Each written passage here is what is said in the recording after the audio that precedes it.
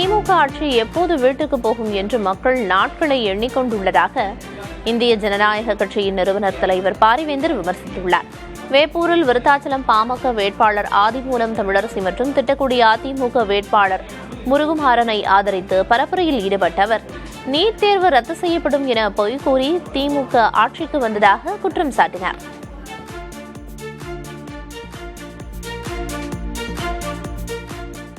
நாட்டு மக்கள் என்ன இருக்காங்கன்னா, தமிழ்நாட்டில் என்னைக்குடா மாற்றம் வரும், இந்த திமுக என்னைக்கு வீட்டுக்கு போகும் என்று எல்லோரும் யோசித்துக் கொண்டிருக்கிறீர்கள். அந்த நாளை எண்ணிக்கொண்டிருக்கிறார்கள்.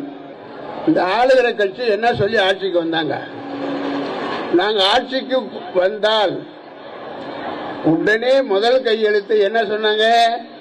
நீட்டை ரத்து பண்ணுவோம்னு சொன்னாங்க. இதை போல ஒரு ஏமாற்று வேலை இருக்கவே முடியாது. அந்த குடும்பத்துக்கு பொய் சொல்வது என்பது சர்வசாதாரணம். அவங்க பொய்யை தவிர வேற எதுவுமே பேசுறதில்லை. சத்தியபிரமாணம் எடுத்துக்கிட்டாங்கன்னு நினைக்கிறேன்.